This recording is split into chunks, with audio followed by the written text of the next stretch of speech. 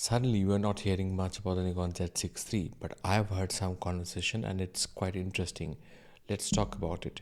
Welcome to Frames TM, and if you're new here or if you're coming back here for the second or third time, please subscribe to the channel. Let me grow to 6,000 subscribers by the end of March, and it's free for you, but it's of great motivation for me. So just hit that like button and that subscribe button.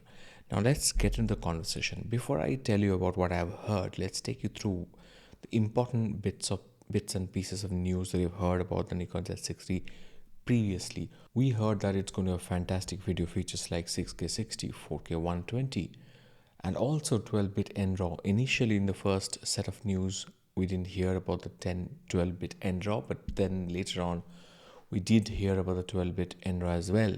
We heard that it's going to have even better IPS than the Nikon ZF, and the Nikon ZF has fantastic IPS. We heard that it's going to have a slightly larger body style after the Z8, with a slightly larger body, more comfortable to hold on to. Heard that it'll also have a couple of card slots, including one CF Express card slot. Significantly, we also heard that it's going to shoot very fast, 40 FPS in full frame in electronic shutter, and then also 120 FPS in DX mode. Now here is what's interesting. At this stage, do subscribe, okay? And let me move on to the information. Remember that we heard that it is going to have, for the first time in Nikon, it's going to have a higher megapixel EVF, and then that it's going to have an accelerated 24.5 megapixel sensor. I have two questions. Why is it being called accelerated? Because the ZF sensor is also quite fast in terms of autofocusing, and it's quite pushed in terms of how fast it can shoot. So how is it specially accelerated, and can you really accelerate that same sensor, the 24.5 megapixel BSI CMOS sensor that you first saw in, I think, Z6 and then Z6II? Can it be further accelerated, or are we talking about a new sensor here?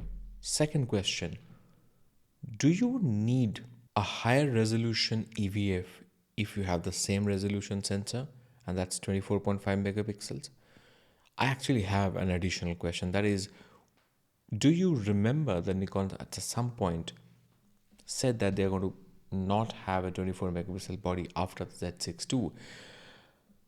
And I think they might have forgotten about the ZF at that point, or they did not plan about the ZF at that point, and that ZF was contingent on the ZF-C doing well. The information that I'm hearing is that the Nikon Z6III is going to have something like 30 plus some megapixel sensor.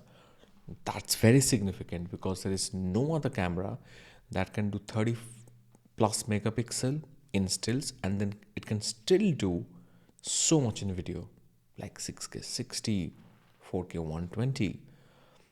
That's amazing. And then 12-bit RAW. That is absolutely mind-blowing. And if this is the case, Nikon is going to be the best seller. The Nikon Z6 is going to be the best selling camera in the next 1 or even 2-3 years. I think so. Additionally, I must tell you also that in my market, and I'm in India, Canon is not doing very well right now. For the last 1.5 years, I think there's been a fatigue with the way Canon has approached the whole system. They seem to have been hit by the lack of affordable lenses, third-party affordable lenses. And at the same time, at the top end, they don't really have a body that competes with the Z9, Z8, and the A1. So think about that. I'm going to see you soon with another video. Subscribe and help me grow to 6,000 subscribers by the end of March. See you soon.